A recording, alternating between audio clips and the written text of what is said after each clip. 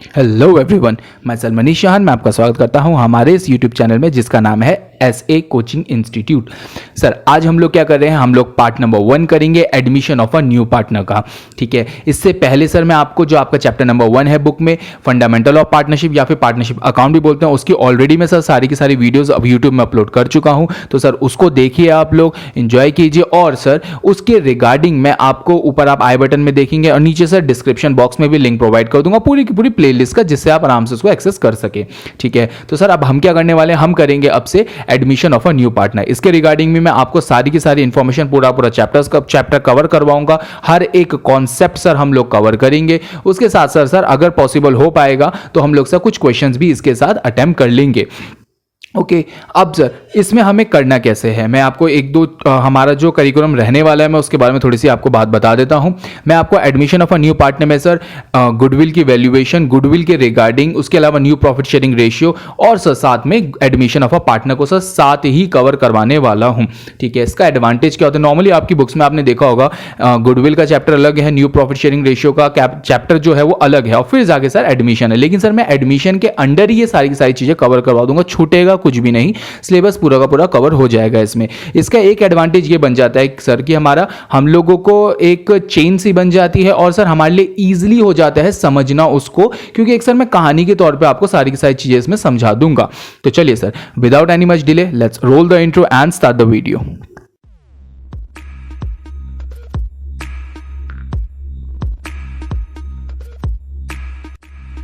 हमारा sir topic शुरू होता है admission of a partner. Admission of a partner के रिगार्डिंग पहले जरा थोड़ी सी हम लोग हल्का फुल्का इंट्रो देख लेते हैं इसके रिगार्डिंग। मीनिंग क्या है sir, it means a partner, new partner is admitted as a partner in a firm. Okay, वो कहने का मतलब यह है, वो कह रहा है कि सर इसका मतलब यह है पार्टनरशिप फर्म में एक नया पार्टनर बिजनेस में आ रहा है। ठीक है, अ new partner can be admitted into the partnership. यदि अगर नया पार्टनर बिजनेस में आना चाहता है तो उसके पहले कुछ रिक्वायरमेंट्स है पूरी होने चाहिए। मतलब आप पार्टनरशिप फर्म में नए पार्टनर को तभी लेके आ सकते हो यदि अगर ये दो चीजें पूरी हो जाएं। पहला, if it is so agreed into the partnership, मतलब पुराने पार्टनर्स ने पहले से ये डिसाइड हो रखा हो, मतलब पार्टनरशिप डीड में ये पहले से मेंशन हो कि यदि अगर फ्यूचर में हम नए पार्टनर को एडमिट करना चाहते हैं तो हम एडमिट कर सकते हैं। अगर पार्टनरशिप डीड में ऐसा मेंशन था तो ही आप नए पार्टनर को बुला सकते हो। ओके, उसके अलावा दूसरा, if all the partners agree for the admission of a new partner, मतलब अगर पार्टनरशिप फर्म में ऑलरेडी दो पार्टनर्स हैं, अगर दोनों के दोनों इसके रिगार्डिंग अग्री कर जाते हैं कि हम लोग एक नए पार्टनर को एडमिट करने के लिए तैयार हैं, तो ही जाके सर नए पार्टनर को एडमिट करा जा सकता है। कहने का मतलब यह है जितने भी पार्टनरशिप फर्म में ऑलरेडी पार्टनर्स हैं उनकी परमिशन, उनका कंसल्ट लेना जरूरी है। अगर सबके सब अग्री करेंगे तभी जाके आप सर पार्टनर को एडमिट कर सकते हो, अदरवाइज नया पार्टनर एडमिट नहीं हो सकता है। चलिए अब सर जरा इस थोड़ी बात को जो हमने अभी ये लिखा हुआ है जरा हम इसको थोड़ा सा और डिटेलिंग में समझते हैं एक छोटे से एग्जांपल के थ्रू।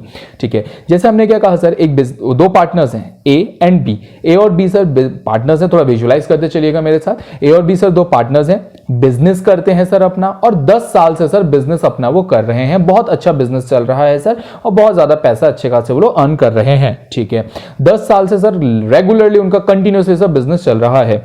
सी को इंटरेस्ट आया, सी ने बोला कि यार मैं आपका पार्टनर बनना चाहता हूं। तो सर थोड़ा सा विजुलाइज करते चला मेरे साथ। ए और बी अपने ऑफिस में बैठे हुए थे, अच्छा खासा ऑफिस है सर, काम चल रहा है। सी आता है, सी ने आने के बाद बोला कि ए और बी से बोला यार मैं आपकी फर्म में आपके बिजनेस पार्टनर बनना चाहता हूं।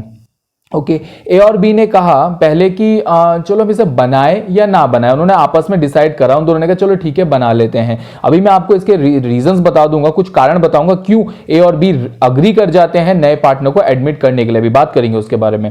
तो उसने क्या कहा कि सर सी को हम एडमिट करने के लिए तैयार हैं, कोई दिक्कत नहीं है। ठीक है, उससे पहले इन्होंने क्या करा, इन्होंने कहा जरा एक बारी को इंडियन पार्टनरशिप एक्ट 1932 में देख लें कि क्या हम लोग नए पार्टनर को एडमिट कर सकते हैं या नहीं कर सकते। इन्होंने देखा, उनको ये पता चला कि हाँ भाई हम नए पार्टनर को एडमिट कर सकते हैं, कोई प्रॉब्लम नहीं है। ठीक है, इन्होंने अपनी फुलफिलमेंट भी, अपनी जो रिक्वायरमेंट्स है सर वो सारी की सारी क्रॉस चेक कर ली।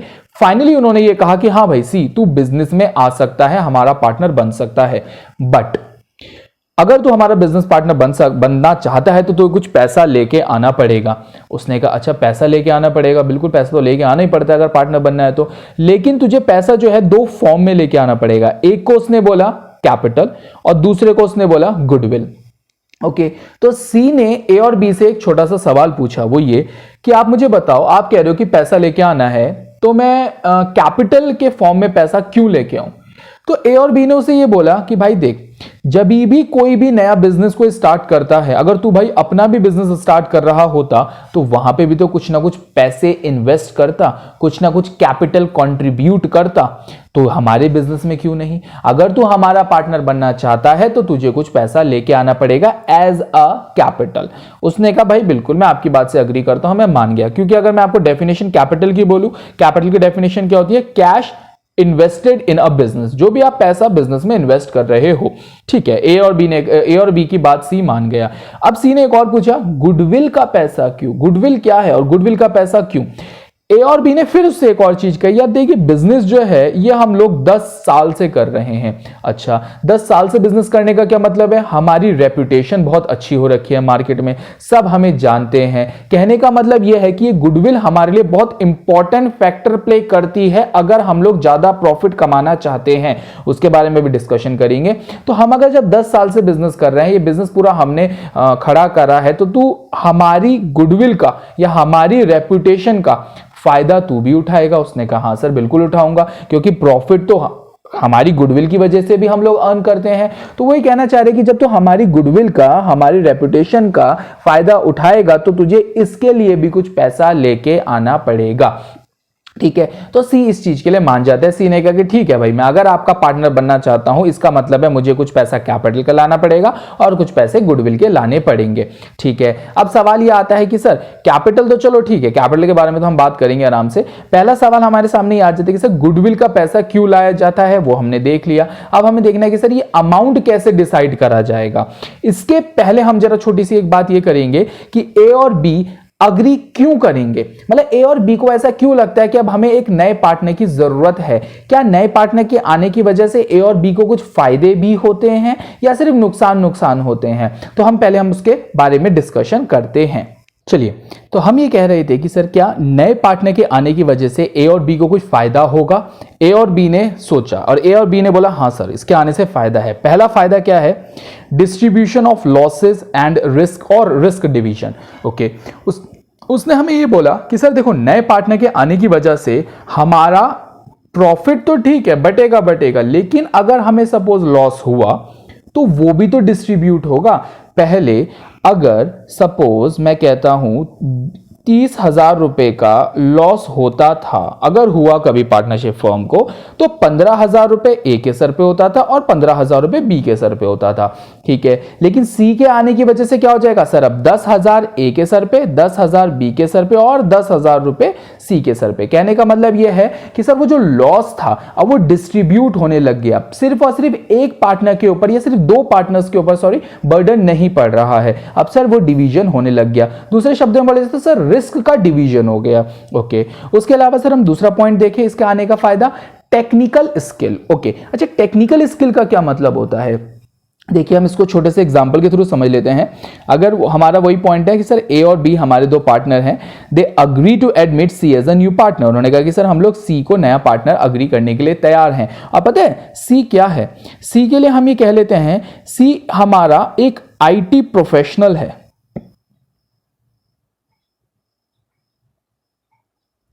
सो सी क्या है? एक आईटी प्रोफेशनल है। ओके, अच्छा ए और बी को एक ऐसा पर्सन चाहिए ही था जिसको आईटी की नॉलेज हो, क्योंकि ए और बी को सर आईटी के बारे में ज्यादा इंफॉर्मेशन नहीं है। ए और बी को सर आईटी के बारे में कुछ पता ही नहीं है। अगर उन्होंने कहा हमने सी को एडमिट कर लिया तो सी अपनी आईटी प्रोफेशनल की स्किल भी तो हमारे बिजनेस में लेके आएगा। बिल्कुल सर लेके आएगा। दैट मींस अब आईटी से रिगार्डिंग जितना भी काम होता है हमारा, कंप्यूटर रिलेटेड जो भी है सर काम हमारे, ठीक है, सॉफ्टवेयर या जो भी चीजें आईटी प्रोफेशन में आती है सर, वो सारी की सारी वो हमारे बिजनेस के लिए लेके आएगा। इसका क्या फायदा हो गया? इसका फायदा ये हो गया सर कि अब उसके आने की वजह से क्या हो गया, ओल्ड पार्टनर्स कह रहे कि सर हमारे पास तो एक टेक्निकल स्किल भी आ गया है, जो हमें काम पहले नहीं आता था। तो सी के आने की वजह से क्या हो जाता है, नॉलेज और स्किल भी सर नया पार्टनर शेयर करेगा। ऐसे अगर मैं आपको सपोज अगर कह दूं कि ये पर्सन सीए है, तो अब अगर इस पर्सन को सी को हम लोग एडमिट करेंगे तो एक फायदा और हो जाएगा। उसने कहा कि सर क्या फायदा हो गया?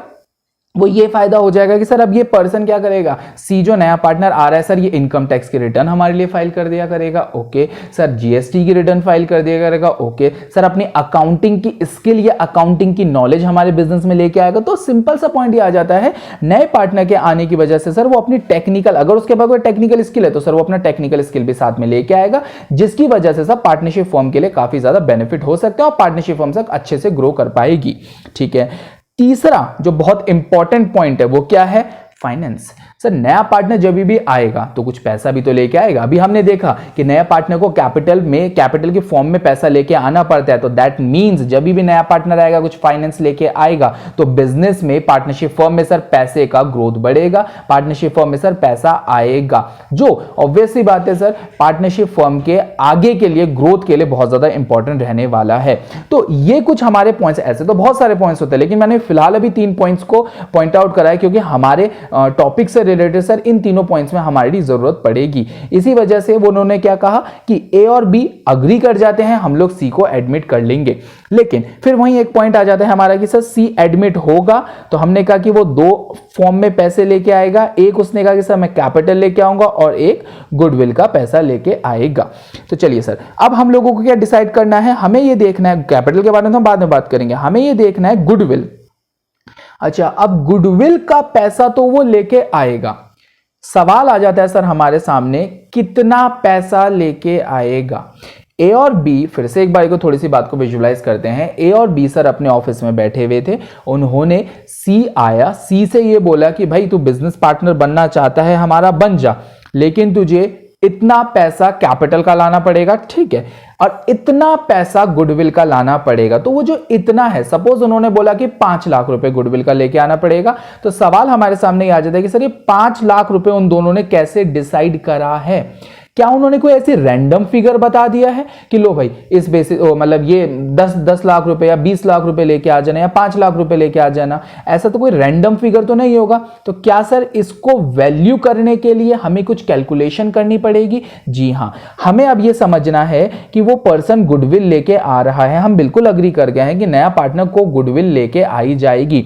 ए और बी उसको अमाउंट बताएंगे। अब सवाल ये आ जाए हमारे सामने कि सर वो अमाउंट कितना होगा, उन दोनों ने उस अमाउंट को कैसे निकाला है, और गुडविल के बारे में अब हम लोग थोड़ी सा डिस्कशन करेंगे। सर पहले जरा हम थोड़ा सा गुडविल के बारे में हल्की फुल्की जानकारी लेते हैं कि गुडविल है क्या होता है। आप लोगों को नॉर्मली अच्छे से पता है ये सर एक रेपुटेशन, या फिर सर वैसे बोला जाए गुडविल को ही बोलते हैं sir, it is really difficult, आपको पता हमें सबको है पर ये काफी डिफिकल्ट हो जाती है सर डिफाइन करने के लिए।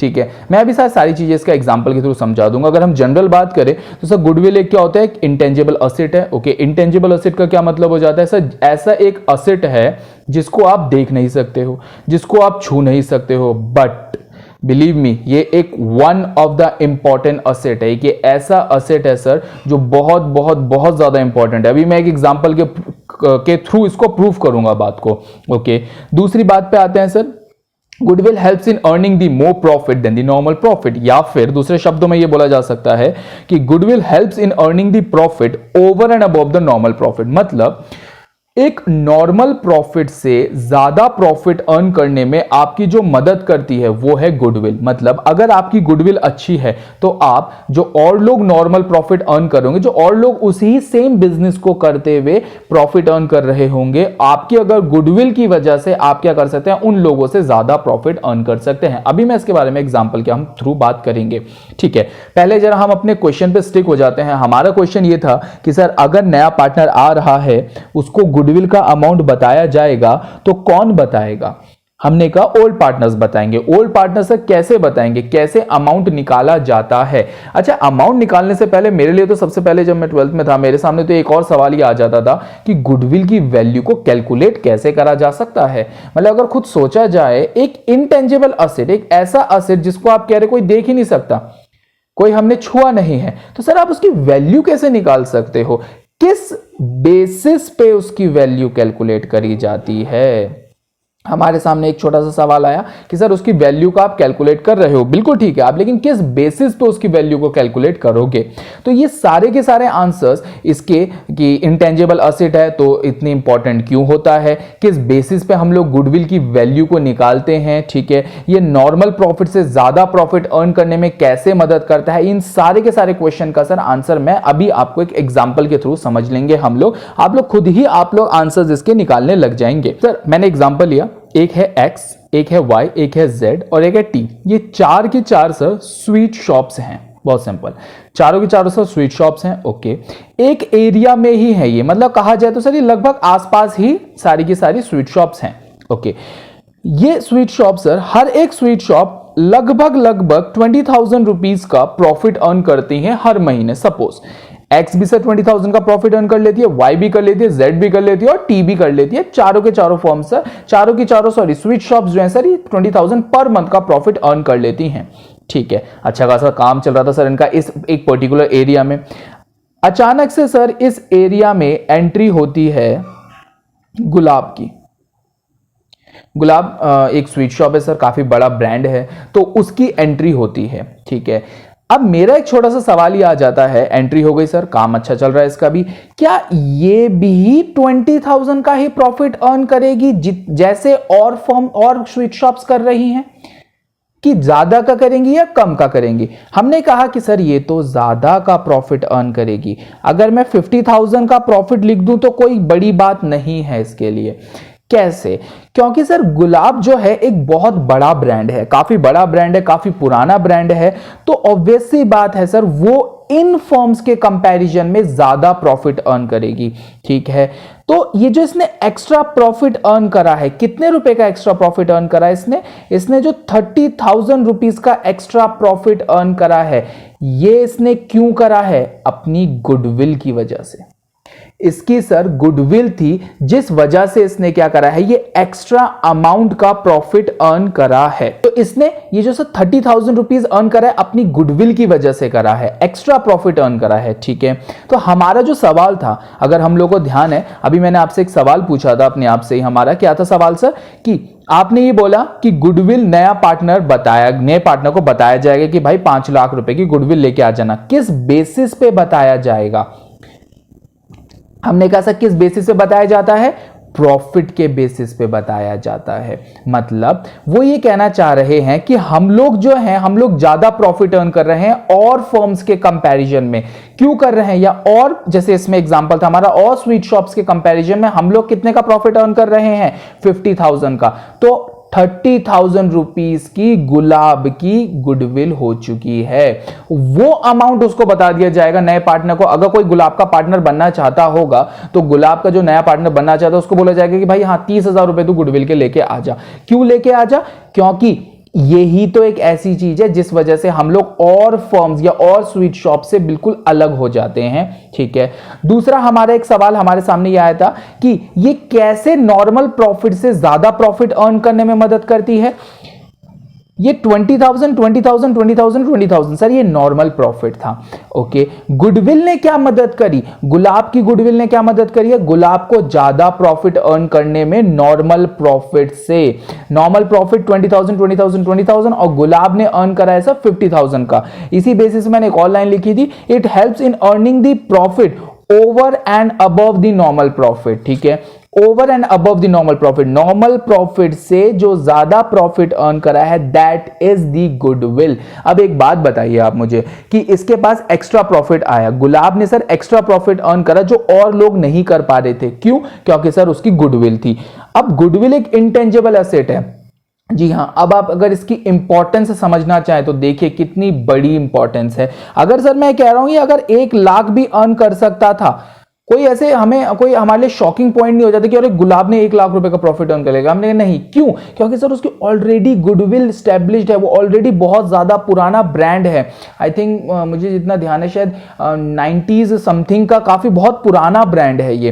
तो मैं वही चीज कहना चाह रहा हूं, आप लोग मुझे बताइएगा कमेंट सेक्शन में कि गुलाब जो स्वीट शॉप्स है उसका स्टैब्लिशमेंट ईयर कब का है। ठीक है, तो मैं वही आपको कहना चाह रहा था कि इसमें क्या है कि ये हमारा ज्यादा प्रॉफिट अर्न करने में मदद करे। तो सर सोचिए, गुडविल एक कितना इंपॉर्टेंट असेट है, आप इसको सिर्फ और सिर्फ एक इनटेंजिबल असेट कह के इग्नोर नहीं कर सकते हो कि सर ये दिखता तो है नहीं, क्या होगा इसका, क्या वैल्यू होगा। नहीं सर, एक बिजनेस को गुडविल और बिजनेस से पूरी तरीके से अलग करने में मदद करता है और ज्यादा प्रॉफिट अर्न करने में मदद करता है। तो सर हमारे जो बेसिक क्वेश्चंस थे कि नए ओल्ड पार्टनर्स, जैसे हमने कहा था कि सर ए है और बी है सर, दो पार्टनर्स हैं, और सी हमारा बिजनेस में आना चाहता है, तो सी को ये बोला गया कि अगर उसने ये बोल दिया ए और बी ने कि आपको सपोज 10 लाख रुपीस की गुडविल लेके आनी है, क्या 10 lakh rupees amount of goodwill लेके आनी है, तो सर हमने कहा कि वो कैसे डिसाइड करते हैं, वो अपने प्रॉफिट के बेसिस पे डिसाइड करते हैं। अपने प्रॉफिट को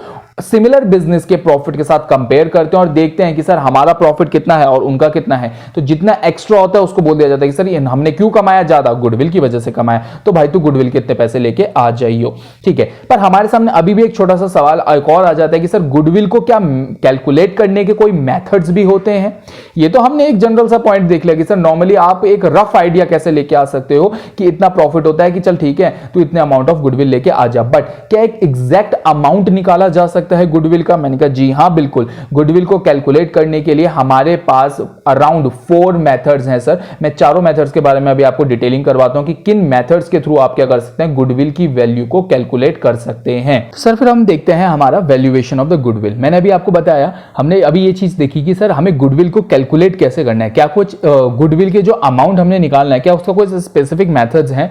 जी हां, हमने देखा हमारे साथ 4 मेथड होते हैं। एक मेथड है एवरेज प्रॉफिट मेथड, दूसरा है सर सुपर प्रॉफिट मेथड, तीसरा है हमारा कैपिटलाइजेशन मेथड, चौथा है सर हमारा एन्युटी मेथड।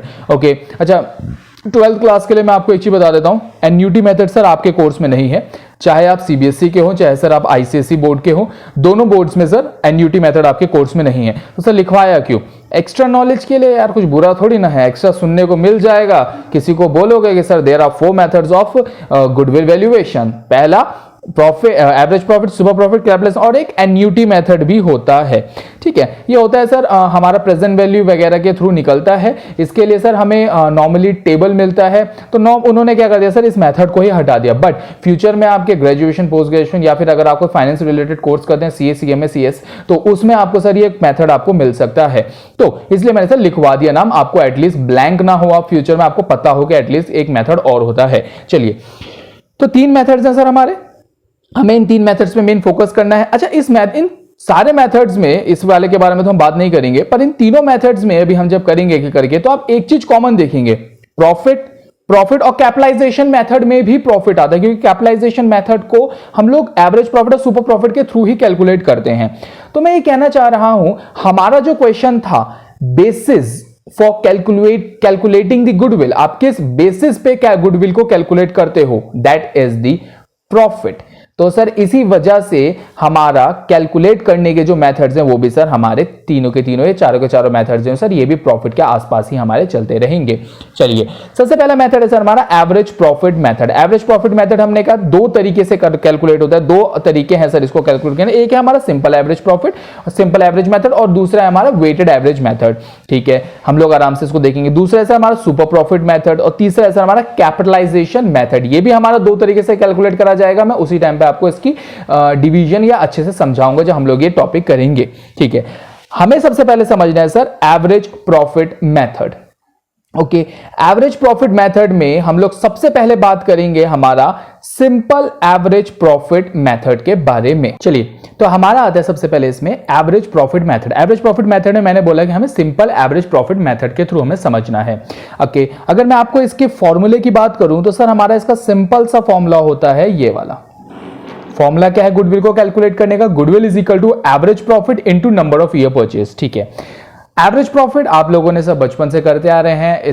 11th क्लास में आपने स्टैट्स में मीन निकालना सीखा होगा या एवरेज निकालना सीखा होगा, तो सर मैं वही बेसिस पे करूंगा। मतलब कहने का यह है कि सर अगर ओल्ड पार्टनर्स है ए और बी और सी बिजनेस में आना चाहता है, तो वो लोग पता है ए और बी गुडविल की वैल्यू कैसे निकालते हैं? वो कहते हैं कि चलो हम लोग ना अपने पिछले 4 सालों या पिछले कुछ सालों का एवरेज निकाल लेते हैं, ठीक है। तो मैंने वही करा, जैसे मैं आपको एक क्वेश्चन के थ्रू समझाता हूं इसको। अच्छा, हमारे सामने एक पॉइंट आया पहले तो सर, ये एवरेज प्रॉफिट तो हमने सुना हुआ है, ठीक है, हमें आता है कैलकुलेट करने। नंबर ऑफ ईयर परचेज क्या होता है, इसके बारे में हम बात करेंगे। सबसे पहले सर हम क्या करते हैं, कोई एक क्वेश्चन देख लेते हैं। क्वेश्चन में आपको 2018 का प्रॉफिट दे रखा 30,000, 2019 का दे रखा 25,000, 20 का दे रखा 10 और 21 का दे रखा 15,000। उसके साथ साथ क्वेश्चन में आपको number of year purchase given है, वो है 2 साल का। ओके सर, एक चीज प्रॉब्लम है, ये है कि नंबर ऑफ ईयर परचेज हो क्या रहा है, ये मैं क्या, अभी रुक जाते हैं, अभी हम बात करेंगे नंबर ऑफ ईयर परचेज के बारे में आराम से, ठीक है। एवरेज निकालना है, एवरेज निकालना आप लोगों को अच्छे से आता है। एवरेज कैसे कैलकुलेट होता है सर, नॉर्मली एवरेज कैसे निकलता है, सबके सबको ऐड कर दो divided by number of observation, sum of the observation divided by number of observation, मतलब 30,000 plus 20,000 plus 10,000 plus 15,000 divided by 4। 4 कैसे सर, 1 2 3 4, तो 4 सबको ऐड करा, 80,000 आ गया, 80,000 को 4 से डिवाइड करा सर, हमारा आंसर आ गया 20,000 रुपीज, ठीक है। अच्छा 20,000 हमारा आया है क्या सर, 20,000 तो हमारा है एवरेज प्रॉफिट। हमारा फॉर्मूला क्या था, average profit into number of year purchase. अगर आपको गुडविल कैलकुलेट करनी है तो हमें क्या करना पड़ेगा, average profit goodwill is equal to average profit into number of year purchase, ठीक है। एवरेज प्रॉफिट हमारा आया 20,000, number of year purchase sir हमें क्वेश्चन में दे रखी थी 2 इयर्स, तो 40,000 रुपीज की हो गई है गुडविल। कहने का सीधा मतलब यह है कि अगर C as a new partner business में आ रहा है तो ए और बी उसे क्या बोलेंगे, भाई 40,000 रुपए की गुडविल का पैसा तू लेके आ जाना। ये इन्होंने कैसे कैलकुलेट करा, अपने पुराने कैपिटल, अपने पुराने प्रॉफिट के बेसिस पे उन प्रॉफिट्स का एवरेज कैलकुलेट कर लिया था, ठीक है। हम अगर फॉर्मूला बात करें तो सर सिंपल फॉर्मूला यही है हमारा, गुडविल कैसे निकलेगी इस मेथड के through, average profit into number of year purchase, ठीक है। सर हमारे क्वेश्चन, ये जो फॉर्मूला है ये बहुत आसान है, सब कुछ आसानी से हो जाता है, बस एक सर छोटी सी समस्या हमारे सामने ये आती है कि नंबर ऑफ ईयर परचेज हमारा क्या होता है, ठीक है। इस नंबर ऑफ ईयर परचेज के रिगार्डिंग अगर मैं आपको सिंपली बताऊं, अगर ज्यादा पेन लेना ही नहीं है, ये आपको क्वेश्चन में गिवन होगा, ये आपको हमेशा क्वेश्चन में गिवन होगा। आपके लेवल पे कभी भी वो ऐसा नहीं पूछेगा आपको कि sir number of year purchase कैसे कैलकुलेट करा जाता है, और इसका कैलकुलेशन का कोई ऐसा कोई तरीका है भी नहीं। मैं अभी आपको एक एग्जांपल के थ्रू हम लोग इसमें समझेंगे कि sir number of year purchase कैसे निकाला जाता है, मतलब मीनिंग क्या हो सकता है इसका, कैलकुलेशन तो इसका ऐसा है नहीं, ठीक है। नॉर्मली क्या, हमेशा आपको सर क्वेश्चन में गिवन होगा। यदि अगर सपोज क्वेश्चन में नहीं गिवन है तो आप 1 एज्यूम कर सकते हो, वैसे तो सर हमेशा क्वेश्चन में गिवन होगा, ठीक है। हमें क्या करना है, हमें अब इसका मीनिंग समझना होगा। वो मीनिंग मैं इस लेक्चर में तो करवाऊंगा नहीं, मैं हम लोग करेंगे सब पार्ट नंबर 2 में इसके। मैं आपको इसका मीनिंग समझा दूंगा कि नंबर ऑफ ईयर परचेज का मीनिंग होता क्या है। फिर उसके बाद हम लोग क्या करेंगे सर, हमें ये दोनों के दोनों प्रॉफिट, हमारा फॉर्मूला ये कंप्लीट हो जाएगा, ठीक है। तो सर ये हम लोगों ने आज जो हमने करा है, आज हम लोगों ने इस पार्ट में, मुझे बस इतना ही कराना था आपको, इस पार्ट में सर हमने इंट्रोडक्टरी पार्ट समझ लिया है एडमिशन ऑफ अ पार्टनर का। किसी नया पार्टनर एडमिट होता है तो क्या लाता है, कैसे लाता है, गुडविल कैसे कैलकुलेट करी जा सकती है, किस बेसिस पे होती है, गुडविल को नए पार्टनर के आने की वजह से क्या कोई पार्टनर्स को, पुराने पार्टनर्स को फायदा हो सकता है कि वो लोग एडमिट करेंगे या नहीं करेंगे, वगैरह वगैरह। सर हमने इसमें सारी की सारी इंट्रोडक्टरी पार्ट हम लोग समझ चुके हैं। तो अब हम लोग सर नेक्स्ट पार्ट में आप लोग वेट कीजिएगा, सेकंड पार्ट में मैं आपको क्या कराऊंगा, नंबर ऑफ ईयर परचेज के बारे में बताऊंगा। उसके अलावा सर हम लोग बहुत इंपॉर्टेंट टॉपिक करने वाले हैं एवरेज प्रॉफिट का ही सर, इसमें एडजस्टमेंट ऑफ प्रॉफिट होता है। जैसे आप लोगों ने रीवैल्यू, आपने 11th क्लास में एक टॉपिक पढ़ा था sir, rectification of error. Suppose अगर मैं आपको एक चीज कह रहा हूं, अगर मैं कहूं कि आपको ये जो 2019 में प्रॉफिट गिवन है, ये गलत प्रॉफिट गिवन है, गलत प्रॉफिट गिवन है, मतलब इसमें अभी और भी कुछ चीजें एडजस्टमेंट होनी चाहिए थी, बट आपने उसको इग्नोर करके डायरेक्टली 25,000 ले लिया, तो आपका प्रॉफिट गलत है। इसलिए उन्होंने क्या कहा, सब पहले हमें क्या करना पड़ेगा, वो एडजस्टमेंट को करना पड़ेगा। इन शॉर्ट 2019 के प्रॉफिट को सही करना पड़ेगा, फिर जो सही प्रॉफिट आएगा उसके बेसिस पे हम क्या करते हैं, एवरेज प्रॉफिट कैलकुलेट करते हैं। तो नेक्स्ट पार्ट में मैं आपको वही सिखाने वाला हूं कि ये जो हमें अमाउंट होता है, ये अमाउंट हम लोग सही कैसे करते हैं, या ये चीजें हमें करनी कैसे होती है। एडजस्टमेंट ऑफ प्रॉफिट के बारे में, सिंपल बोलूं तो रेक्टिफिकेशन ऑफ एरर के बारे में हम सर थोड़ी बहुत बात करेंगे। ताकि हम लोग क्या कर सके, इस टॉपिक को अपने कंप्लीटली समझ सके। तो सर हम आप लोग को अब नेक्स्ट पार्ट के थोड़ा सा वेट करना पड़ेगा, हम लोग उसमें सर ज्यादा डिटेलिंग से आगे के पॉइंट को समझेंगे। चलिए सर, तो ये हमारा पार्ट नंबर 1 यहाँ कंप्लीट हो जाता है। इसमें हमने इंट्रोडक्शन के बारे में बात कर ली है। सर अगर आपको ये वीडियो पसंद आई है तो सर वीडियो को लाइक कीजिएगा, चैनल को हमारे सब्सक्राइब कीजिएगा, उसके सर आप सब वीडियो ज्यादा से ज्यादा शेयर कीजिए, चैनल जरूर सब्सक्राइब कर लीजिएगा, क्योंकि सर अभी एडमिशन का पूरा चैप्टर 100% सर मैं यहीं पे करवा दूंगा, सारे के सारे कॉन्सेप्ट सर। तो इसी वजह से चैनल को जरूर सब्सक्राइब कर लीजिएगा, वीडियो को लाइक कीजिएगा, ज्यादा से ज्यादा वीडियो को शेयर कीजिए, ताकि और लोग भी सर इस बेनिफिट इन फ्री लेक्चर्स का, इन फ्री ट्यूटोरियल्स का सर बेनिफिट उठा सके। इसके अलावा मैं कुछ समय के बाद आपके लिए इकोनॉमिक्स के लेक्चर्स भी सर इसमें अपलोड करने वाला हूं, तो जरूर से चैनल को हमारे सब्सक्राइब कर लीजिएगा और कमेंट जरूर करना है यार। कमेंट का मतलब ये है कि आपको वीडियो पसंद आई है तो कमेंट कीजिए, कोई पार्ट अच्छे से समझ में आया है तो सर उसके बारे में जरूर, वो जो पार्ट आपको समझ में आया होगा उसके बारे में जरूर सर लिखिएगा कमेंट में। और अगर सर कोई चीज आपको समझ में नहीं आई तो आप क्वेश्चन के तौर पे मुझे वहां लिख सकते हैं, मैं डेफिनेटली सर उसका आपको आंसर दूंगा। उसके अलावा अगर आपको कोई चीज समझ में नहीं आई या वीडियो में कोई प्रॉब्लम लगी है तो यार प्लीज मुझे उसको जरूर कमेंट में लिखिएगा उसको भी, ताकि मैं नेक्स्ट वीडियो में आपको अच्छे से क्वालिटी और प्रोवाइड कर सकूं, उस चीज को कवर अप कर सकूं। आप मेरे क्रिटिक्स ही हैं। और अगर आप सर मेरे साथ पर्सनली जुड़ना चाहते हैं, जिसमें हम लोग आप कुछ क्वेश्चंस पूछना चाहते हैं या कुछ भी इस तरीके का, तो आप मुझे मेरे इंस्टाग्राम हैंडल पे सब फॉलो कर सकते हैं, जो मेरा ये हैंडल का सर आईडी है मनीष शानू 3। आप इसमें मुझे फॉलो कर सकते हैं और उस पर आप मुझे क्वेश्चन भी पूछ सकते हैं। अगर आप पर्सनली कुछ क्वेश्चन पूछना चाहते हैं रिगार्डिंग दिस टॉपिक तो आप उसमें मेरे से पूछ सकते हैं, मैं डेफिनेटली सर उसके रिगार्डिंग आपको आंसर प्रोवाइड करूंगा। तो फिलहाल के लिए इतना ही sir, thanks for watching this video.